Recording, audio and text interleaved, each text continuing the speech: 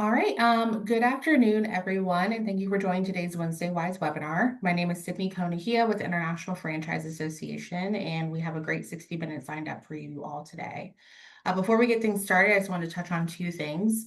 Today's webinar will be recorded, as you probably heard me say, and a link to the recording along with a copy of the slide deck will be emailed out to all registrants and attendees post-webinar.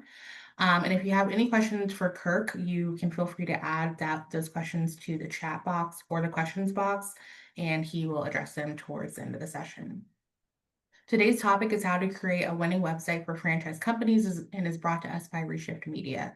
Here to provide today's discussion are Kirk Allen, co-founder of Reshift Media. Thank you, Kirk, for joining us today, and thank you again to Reshift Media for sponsoring today's Wednesday Wise webinar. I will now turn things over to you to get us started. That's great. Well, thank you, Sydney. And it's great to see so many people signed up for this webinar, especially on a midsummer day. So good morning to those in the West Coast, and I guess good afternoon to everyone in central and eastern part of the US. So welcome. And we have a full session today. So please feel free, as Sydney mentioned, to ask questions along the way. Put them in the chat, or just I guess that would be the best way. I'm happy to answer them as we go. And as Sydney said, you'll get a copy of this deck afterwards as well. So without any further delay, we'll get started. I'm sure there'll be a few people joining as we go. Just a little bit about Reshift Media. I wanted to quickly give you some background about who we are. So over here on the left-hand side, as you can see, we're a digital marketing firm. We specialize in franchise businesses, and we have expertise in social media, influencer marketing, software development, search, of course, and website and mobile development. So everything we do is digital, and probably 95% of our 200 customers are franchise systems. In the middle here, you'll see something called the Brand Amplifier. Some of you may be familiar with that. That is our proprietary platform that enables your franchisees to run localized Facebook, Instagram, Google AdWords, and PMax ads in and around their local locations or territories using their own credit card. And on the right-hand side, you'll see Franify. Franify is a platform that we've built for franchise development. So today we're really talking about your B2C website. We will touch on FranDev websites a bit in it, but Franify, for those of you who are interested, we do franchise development as well. So we cover B2C and B2B. Okay, enough about us. Let's get on with the presentation. So just to cover some of the basics, and you've heard this before, but your website is your digital storefront. So whether you have brick and mortar locations or whether you have territory-based franchise system, it's critical to have a good looking website. In today's day and age, people are going to your website to look you up, verify that you're legit, look for your locations, and there's no doubt that it is your digital storefront. So keep that in mind. Really, really important to have a really sharp looking website. And when you build a website, make sure you're building it for your customers. What is the objective of your website? Like, what are you trying to achieve with your website? And make sure you're keeping your customers in mind. If you're a service-based business, it's different than an e-com business or a brick and mortar business. So you got to make sure you keep that in mind. And design is critical. So make sure it looks and feels like your brand. So your storefront and your website should have a similar look, similar to any kind of promotional material you may send out. So make sure the design is similar to your brand. Well-written content, we're going to get into detail about this, and eye-catching images. By the way, all the images here that you'll see in this presentation were created by AI, and we just had a little fun doing it. And then one of the critical things, guys, is your website has to load quickly on desktop, but also on mobile. I can't stress it enough how important it is to load on mobile quickly. 90% of traffic to websites today is on mobile. Some businesses more, some are less, but on average, it's around 90%. So if your website doesn't load quickly on a mobile, you're in trouble because they will bounce and they'll be off and gone to the competition. So we often, when we're building websites, it's mobile first design is where we design and develop, and desktop comes after. The other thing you want to make sure it's secure from attacks. Today, you read about these every day. So you've got to make sure your website or whoever is building your website is fully buttoned down so you're secure from any kind of attacks that could take your website down. And when your website's down, you're losing business because people can't find you. And the last point of this slide on the basics is accessibility compliant. You really want to make sure for those visually impaired people that they can actually read your website properly. And it also helps you rank better in Google. So it's one of the, I guess, 243 different things Google looks at, but making sure it's compliant to visually impaired people is really important as well. So let's define a winning website. So in our view, there's usually two things. Number one, and most important, is you're found online. But number two is it generates leads for you or sales. So if you're a window washing company, you want leads. You want people to fill in the form or call you to make an appointment. If you are a hamburger joint, you want people to show up or order online to get a burger from you. So number one, found online, and number two, generating leads and sales. And we'll talk about both of these in detail in today's presentation. So it all starts with SEO, guys. There's no doubt that search engine optimization plays a critical role in today's day and age. And you're probably going to ask me about AI, and I will address that for sure. But there's two elements of SEO. Number one is the on page, and that's what people see on your website, the copy, the images, all of that on page optimization involves enhancing certain elements, and we'll talk about that in detail in this presentation, but also, more importantly, improves your ranking within Google or whatever search engine people are using. And number two is the off-page optimization. So these are, tasks performed outside of your website, such as, backlinks and listings. So your Google My Business listing really should be up to speed and match your website. So little things like that all work together to make sure you have a winning website when it comes to SEO. And AI. So this is the big one, right? So everyone's talking about, generative AI and how it's reshaping SEO. So let's talk a little bit about that. So you've probably all seen these AI overviews when you do a search. If you go back a year ago, they were testing it. They hadn't applied it to every search.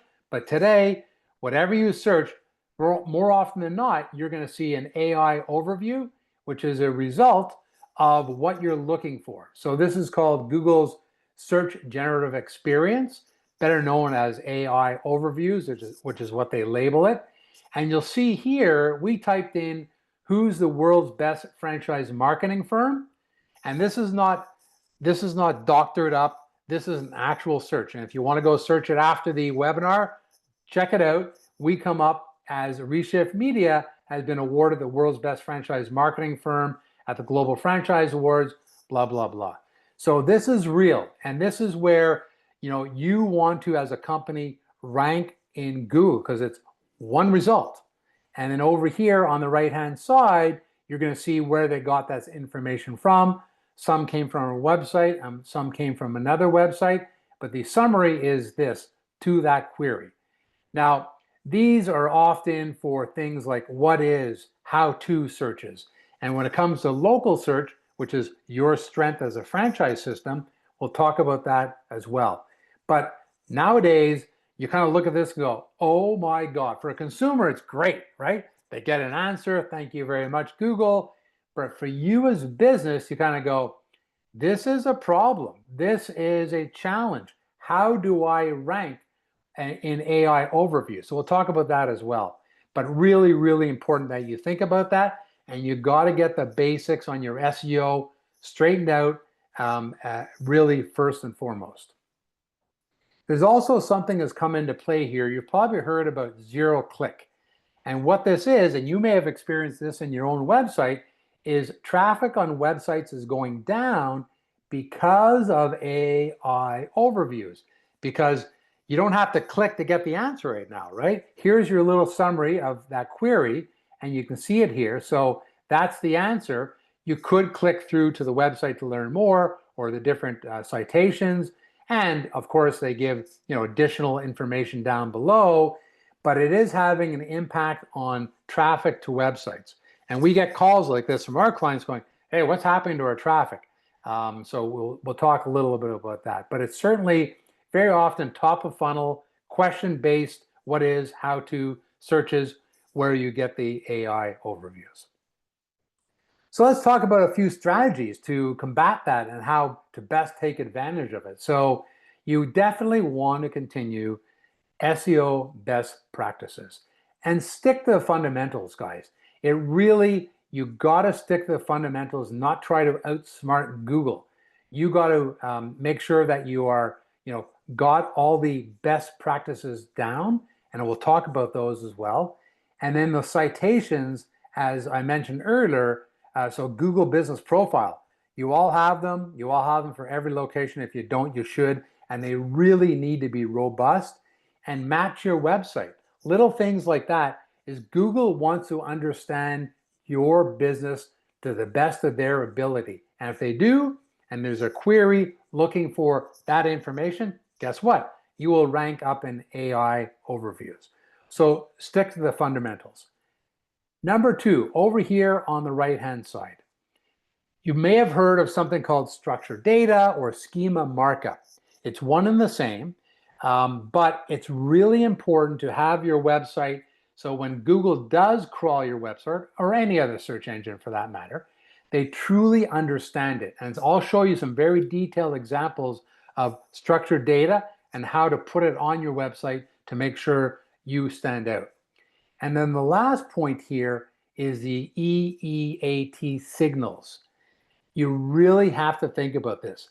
Google wants to see experience, expertise, authoritativeness, and trustworthy. Those are some of the signals that they look at to say, are these guys legit? Are they experts? Do they have the experience? And are they trustworthy? So all of that plays a role. So things like awards, years of experience, certifications, an active tone in your content, and playing that subject matter expert. We'll talk about blogs, and those are really, really critical to position you and your company as experts in your area. So let me show you a couple of examples. So this is one of our customers, Dogtopia, for the Waco location. You can see here they've got their phone number, address, and hours, which is great, and that's bare minimum for a local page. But when it comes to the website, you can actually put all of this into your website. So this is the schema markup, where you actually put the address, city name, state, zip code, and more importantly, even put in the lat and long of that location, and put in the hours in a format that Google can understand better than your regular 7 a.m. to 7 p.m. So these are little tricks, guys, and this is what's called a schema markup. Really, really critical to do to your website, and more importantly, your local pages. So something else I wanted to touch on is voice search. So if we went back 5 years ago, around the time COVID hit, voice search, smart speakers, everyone got them for Christmas. It was a big thing because people were using voice search more and more back then, and has grown ever since, but really accelerating recently. But voice search, you really need to make sure your website is optimized for voice search, because there's one answer, right? When you ask, I'm not going to say ask Google right now because they're going to give me an answer. But when you ask Google, for an answer to a query, they're going to give you one answer when it comes to voice search. Unlike on your phone or on your desktop or laptop, you'll see a bunch of choices. Of course, the ones ranking higher is where you want to be. But if we go back a number of years ago, voice search became really popular. And then people also, typing into their phone a query, and they kept them short. So it kind of showed up and then kind of softened over time, but it's really taken off in 2025. And according to PwC, PricewaterhouseCoopers, 65% of 25 to 49-year-olds speak to their voice-enabled devices once per day. And three-quarters of people, and this is where it's really important for you guys, when they're adding in local businesses, at least weekly. And what's a local search? Much more intent, a warmer search, right? So really, really something to watch. But you can see how it's accelerated in 2025 and expected to hit about 154 million in the US in 2025. So something else, and we'll talk about how we can address that. Oh, I saw a question in the chat. How often should schema be adjusted? Great question. So whenever you update your website, that's when it should be updated. So it should match exactly what your hours are on your hours, your address, all that. But it doesn't have to be updated all that often, only when you add new content. And the other piece that's really important, I will touch on this down the road, but your Google My Business profile should match exactly the website. So keep that in mind too. But it only has to be updated when you have new content. But I would imagine many of you out there don't have schema markup, and that doesn't only apply to your address, phone number, and hours. It also applies to things like your product information. So keep that in mind as well. Okay, the other piece is the long tail is back, guys. So, a number of years ago, long tail searches, which is someone typing into their laptop or desktop, a big, long, very specific search. And they did that because they want to get a very narrow answer. So long tails a number of years ago was very, very popular. Then came along the smartphone, and with smartphones, people would type in, but they wouldn't do the big long tail search because it took too long to type into a phone. And people still are not that great, in typing into a phone. So it kind of fell off. But lately, with voice search, people are being very, very specific. Like it used to be, pizza near me, and then I got, best hand tossed pizza nearby. Where can I find pizza with spicy sauce around here? And now it's more specific. Which pizza places near me have great hand-tossed pizza with spicy sauce? And this is great for you guys as a franchise organization. That is your secret sauce. So there's no doubt that a voice search for a franchise system plays a critical role if you build out your local pages properly. And we'll talk about that.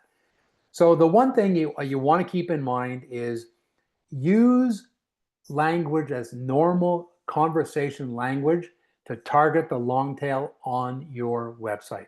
And don't try to outsmart Google and keyword stuffing and all that kind of stuff. You definitely want to make sure the language on your website is talking in normal layman terms. And number two is we talked about the schema markup. There's no doubt about it for hours and location. Allows you to be much more specific. We'll get into more detail about that as well. And then the other piece, guys, is your local web pages. And I can't stress this enough. A lot of companies will have just a location finder, a very skinny location, if lucky, page about each location. They should be really robust and have multiple pages. So we'll talk about that as well. But that will help you in today's day and age more than anything. So some of the fundamentals: write the copy like a human. Don't try to stuff a bunch of keywords in there. Make it normal sounding. and you're going to get emails about, oh, we can help get you to the #1 page of Google, all these SEO tricks. Buyer beware, guys. Be careful of black hat SEO practices. There's still some companies that do it, and they give you all sorts of backlinks and stuff like that. If you are viewed by Google as being breaking their rules, you will disappear off of page 1 and go to page 250 very quickly, and it'll take you years to get back. So make sure you don't use black hat tricks when building your website when it comes to SEO, and make sure you are talking about write the content for humans the way people talk, and then make sure you are identifying specific areas of your business through your keyword research and your competitor research. What do they talk about? Make sure that's a real key piece, and you're going to learn a lot about that through Google AdWords in your keyword research. But make sure you're structuring it in take advantage of the trends like AI overview and voice search. And we'll get into details about each one of these. Strong website structure, URL structure, structured data, and your H1 title tags and alt text. You kind of go, what are those? Well, alt texts are describing a picture, and you should be doing that if you haven't. We'll talk about that as well. And then your off-page stuff is, brand mentions on other people's websites, kind of like this session being mentioned on the IFA website, or backlinks of some of your suppliers who sell to you. And then your Google My Business and other high-quality listing opportunities. And you only need to focus on the high-quality listing opportunities, guys. You don't have to be on every listing. Your Google My Business or Google Business Profile is the key one. Okay, so let's look at some of this. Here is the Reshift website. Up at the top here is your title tag.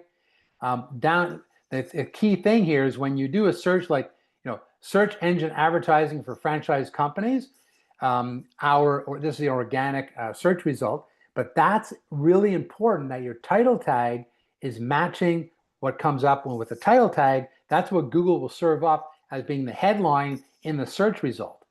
And then there's also the H1, which is your headline 1. You've got to make sure whoever's doing the building of your website in the back end is putting an H1 to describe what the page is, and they make sure it's peppered throughout the subheadline and then the copy. So these are some really basic things: title tag, URL, H1. The other piece here that you want to be mindful of is alt tags. So this is, as I mentioned earlier, describes a picture. So we put in here, how franchise companies can capitalize on blah, blah, blah. That describes that picture. And whatever the picture is, you should have a description to tell Google what it is, and also helps with accessibility. So those people who are visually impaired, it helps with them as well. But that's, once again, one of those ranking things that Google looks at. But more importantly than just the pictures, you can do things like charts and images. So here's a chart about search. This was a blog we did, and search preferences by age group. You can see here, we put in search preferences by age group. So we described what that chart is to Google. Now, some people may argue, wow, Google will figure it out. Yeah, they may, but they may not be as quick. You tell them, they know with 100% certainty what that chart is about. They don't have to guess. Same thing down here. Likelihood of people to search on social platforms to research a project before making a purchase. We described what that image was.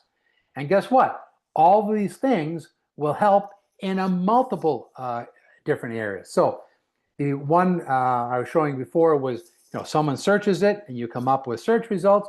There's also images to consider. So this is another way people can find you. And often people are looking for images. They may be looking for an image for maybe a white paper, or maybe their own website, or maybe some kind of research they're doing. You can also rank for images. So this one is eMarketer, but we put this in our blog and we came up under images for that title. So really interesting. So it's not only for your website, but to appear in multiple different places can help you with your SEO fundamentals. Okay, here's another example. So this was the how people frequently use social media for searching in 2025. It's a thing, by the way. So social media is really playing a big role in search. But here's that chart that I just showed you on the previous page. We put in our blog. So here's another AI overview. Now, it doesn't mention Reshift Media right here in this article, but it does show the chart we used and the blog we did. And then here's another blog from another company. So interesting, right? So here we are, another AI overview plug or appearance, not only your website, but a blog that was on your website. So there's the AI overview, there's the chart, and that plays a big role. Okay, any questions on any of the fundamentals before we jump in to our next section about voice search? Okay, so let's take a deeper dive into voice search. So here's, what pizza places have great hand-tossed pizza with spicy tomato sauce. Guess what? An AI overview pops up for two franchises, one Pizza Hut and one's Domino's, which is great, but you would prefer to see your local listings appear here. So what happens though, when that voice search changes to where can I get great hand-tossed pizza with spicy tomato sauce near me, guess what? Different search results. Guys, I can't stress this enough. You as a franchise organization are set up to win at this. So yes, it'd be nice to show up in AI overviews, but when it comes down to that intent and a person's ready to buy, that's when you want to pop up. And here are the citations for Google My Business. Two of these three are franchises, by the way, but you can own that local area, but you really need to make sure you build out your local pages and make sure your Google My Business profile are done properly. Your local search is your secret weapon, guys. There's no ifs and ands about it. And franchise organizations are set up to win at this when done properly. Shop local, right? Locally owned and operated. That's the real key. So why local search? Well, number one, AI overviews show up less frequently when people do a local search. Local searches are huge nowadays, guys. You know that. You see it. You probably run it in all your Google AdWords, pizza near me or bread near me or window washing in my area, whatever it might be. And the nice thing about local search, you're only competing against other businesses in that area who've done a good job in optimizing their website or their Google My Business. And more importantly, local searches have strong purchase intent. That person is ready to buy, whether they want to get business cards printed, buy a pizza, get their windows washed, whatever it might be. Local search is typically coupled with someone who's looking to do that now. So that's why. Okay, let's talk about structuring your website for local first. So everyone has a website. If you don't, you should. I'd imagine everyone does, some better than others. And there's no doubt that that's a main feature. But you should have local microsites for each one of your locations. And guys, if you want to win at search, this is the way to do it. Not just a listing of your locations. You click through to the address and phone number. You want to have a much more robust local site because that's where it's going today. And of course, your main site, you want to have, about the company, products and services. And yes, it has to look good. And I don't want to discount how important your homepage is, but the local pages really play a big, big role. And usually the national website or the brand site, has a company blog. If you don't, and you don't have a robust FAQ, for questions and answers, you need one now because That is one thing that Google looks at, is recency.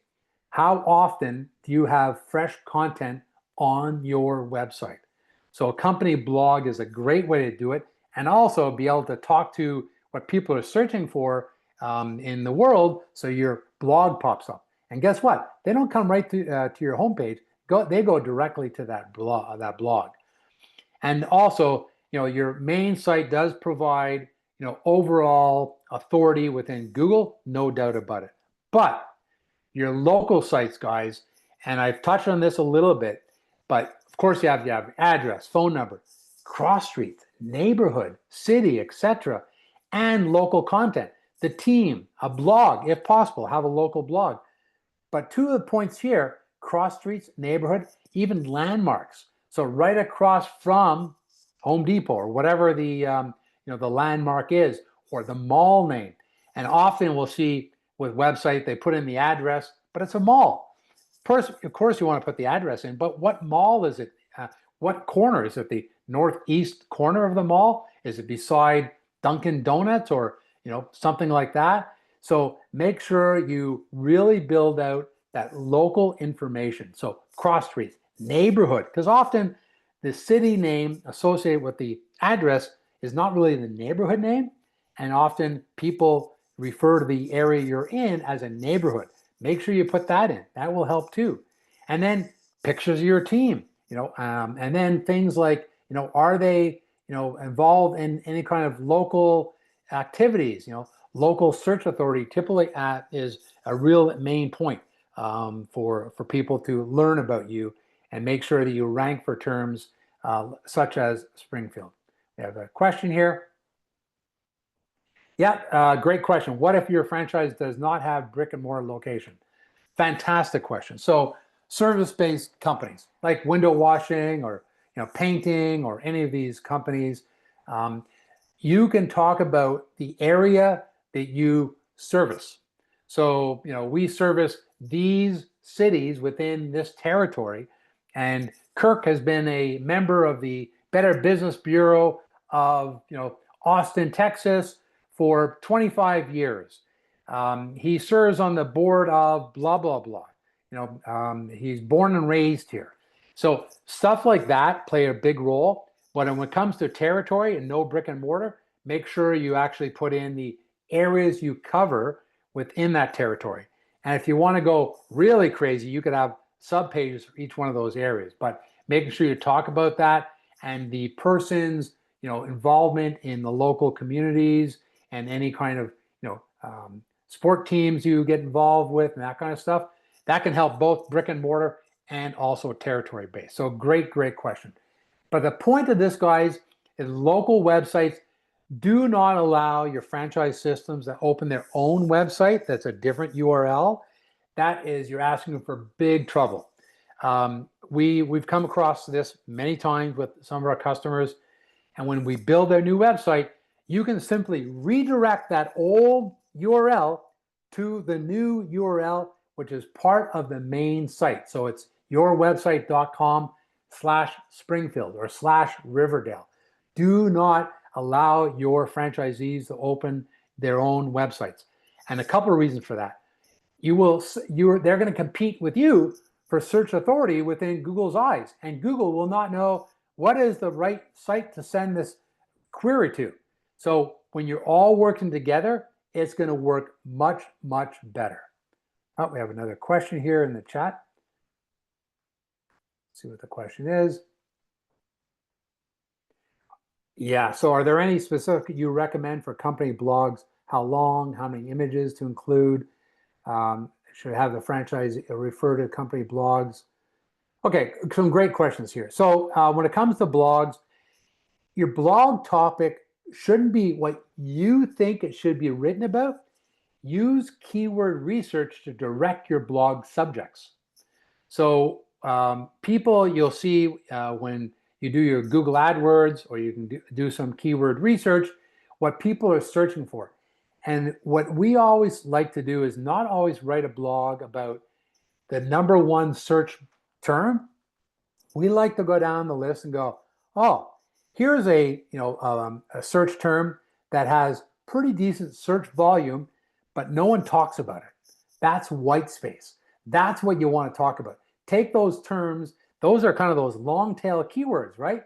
That you could take advantage of and write a blog about that. And images, I would say, typical blog, 750 words. Sometimes they can be longer, sometimes can be shorter. Do include images are good, charts are even better, that explains things. Do you also have franchisees refer to the company blogs in an email campaigns? Yeah, great idea. So have a link if they do an email blast, a link to the blog is a great idea for more information. Love it. And which websites do you usually work with? Okay, WordPress is probably 90%. Squarespace, you can't really optimize well. I'll be honest. It's cheap and cheerful, but you have to pay them a monthly fee forever and ever, and they really aren't SEO friendly.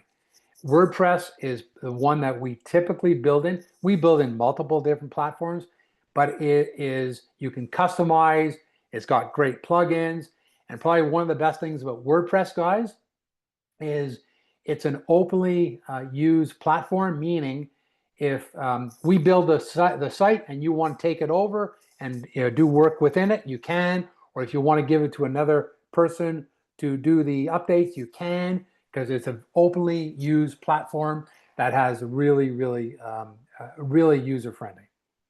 What if your franchises don't have a brick and mortar location? I kind of answered that one. There you go. Oh, hi, Michelle. Just looking at some of the people who are on the call here asking the questions. Okay, let's keep moving here, guys. Okay, so I won't dwell on this more than this, guys, but there's no doubt that unique content per location will serve you better. Now, it becomes difficult when you have hundreds of locations, but in the ideal world, we will localize the content for every location. And not just by changing the city name and who runs it, but more information about the community, the ties to the community, the franchise owners, a local blog. Like if you can have a local blog, fantastic. Usually difficult to do, but it's something you may want to consider.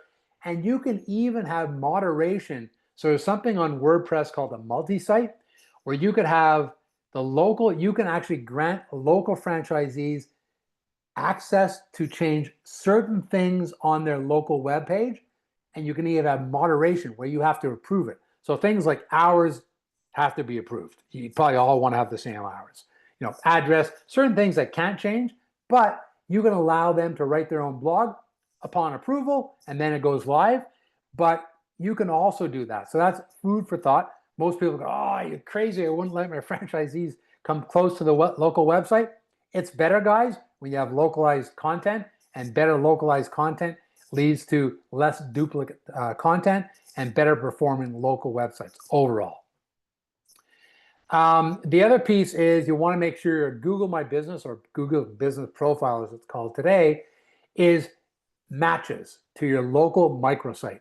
We see this mistake all the time.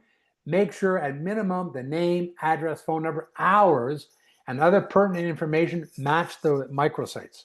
Really important to do, because sometimes you get that disconnect.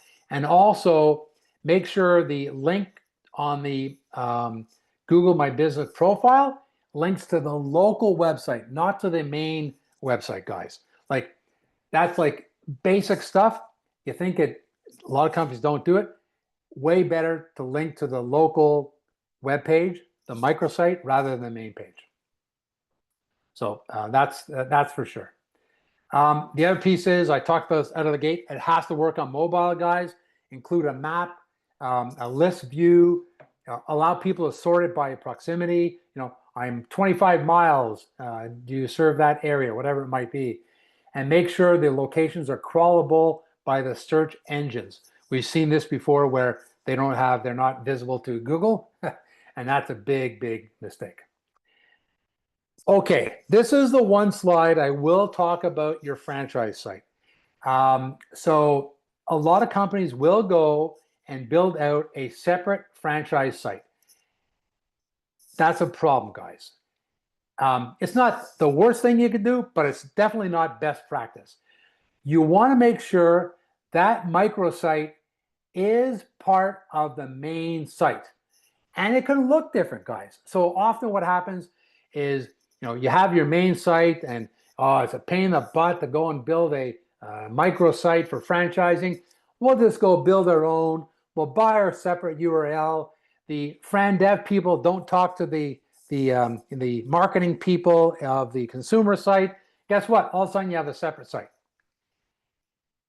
You now have two sites in Google's eyes. You've got a FranDev site and you've got a consumer site. It causes confusion. So keep in mind, you can make it look different, but make sure it's part of your main website. So it should be yourwebsite.com/franchising. And within that franchising site, and we could have a whole 1-hour session just about your franchise website, you want things like industry stats, franchisee testimonials, like FAQ, a blog for sure about franchising. Really, really important, guys. A blog specific to franchising, the industry, and don't talk about yourself. We see this all the time where, oh, I want to talk about how great we are. People don't care. They want information about the industry they're about to, buy a franchise in. So they're looking for stats and stuff. And if you can, be viewed as authoritative on that industry, guess what? They'll give you a call and say, hey, I'm interested in your franchise too. So make sure you build out your franchise site under your main site. Oh, we have another question here. Store 123. Yeah, that's a problem. That's a problem because it's store 123 yourwebsite.com is a separate. It's a subdomain. It will not work as well. So it should be yourwebsite.com/Riverdale, so on and so forth. Great question. Okay, we got to keep rolling here, guys. We've got about 15 minutes left, I believe, or 20 minutes. I don't want Sydney yank me off the stage here. So plan your content. So, local content, national content, articles, blogs, FAQs, social media, and then your images and video. Make sure you add alt text, as I mentioned earlier, to your images and pictures, but transcripts the video. So a lot of people don't do this. You can transcribe the video so you help Google understand what it is, and make sure you research high value search terms and review your competitors to identify areas of opportunity. And we do this all the time where we go, guess what? Your competitor doesn't talk about that.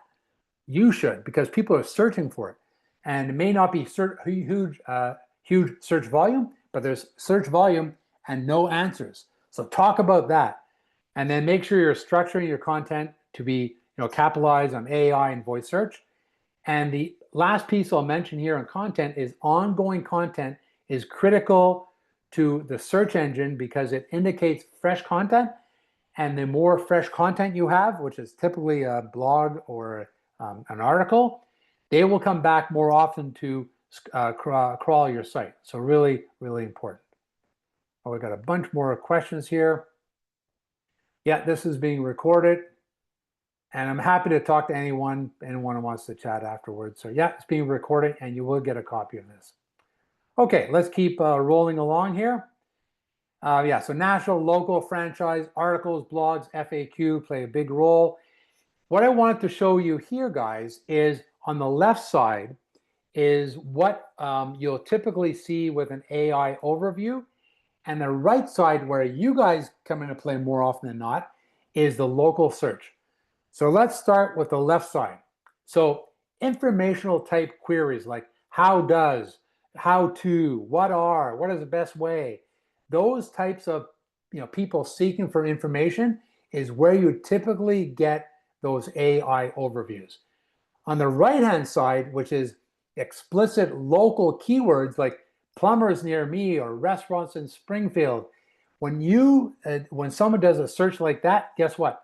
That's where you will likely rank, or your Google My Business page will rank up. So keep in mind, your big strength, guys, is local. So really, really important. So blog FAQ, and over here, local content, structured data, and Google My Business. Okay, last section, guys. Let's close the deal. And this is where, sometimes people don't put a really good call to action. So a lot of people think, put a big form there. If you got them to the website, contact us, first name, last name. That's wrong. Okay, put an offer, buy now, get one free. That's wrong too. What you want to do is you want to appease to the two different type of people searching for information. The first type is explorers. These are people kind of higher up the funnel. They're browsing, they're looking for information, may not be ready to buy yet. Then there's the seekers. These are people typically ready to buy now. So let's talk about those two different types of people. So one of our new customers is Gracie Barra. They have about 1,000 locations around the world. They're about to launch this new website. This is still in dev. It hasn't launched yet. It will be in the next couple of weeks. But you can see here when the person lands on the page, people go left to right. They look at the nav. Then they go zigzag, they cut through it and start reading again. So this is a really good design for a local web page. So scan the nav, found that I'm in the right place. So I'm in downtown Toronto. Yes, that's the address I'm looking for. And once again, I want to book a class. So this is the seeker. This is the person who goes, I'm ready to book my first class. I saw a social media ad, or I saw something, or a friend told me, I want to sign up. Great. So they know they're in the right place. They're going to book their first class. But for the person who's more of an explorer, learn more about our school. So here you're appeasing to or talking to the two different types of people, the explorer and the seeker. So this is a great way to make sure you appease both of those people. And then for that explorer, give them more information, right? You got the fundamentals, all the different classes. Great, they're going to learn more, see all of our classes. They got pictures, they know where they're located, testimonials, get started. And once again, now they've had some information. Guess what? Pop in another call to action, book your first class. And then down below, all these images, and you scroll down, you got some news. And we always like to put in the nav at the bottom of the local pages, just for that person who's more of an explorer and they want to get more information. So that's one example of how to set up your call to action for both types of people, the explorer and the seeker. Okay, let's show you a different example. Oh yeah, here's their mobile device. So mobile guys, you can see here on mobile, they know they're in downtown Toronto. They want to book a first trial. Great. You've got more information. They click on that. They get the address, hours, fantastic. And guess what? Come back to book a free trial. So mobile guys has got to work really, really well. So something you want to keep in mind is the mobile version of your website. Make sure you've got a hamburger there. Then get more information. Then get timetable and instructors and news. Contact us. So, but once again, throw in that call to action. Book a free trial. Okay, let's shift gears. This is a place that sells wings and ribs. Guess what? People coming here are typically looking to order online. So guess the call to action? Big online order. You click that.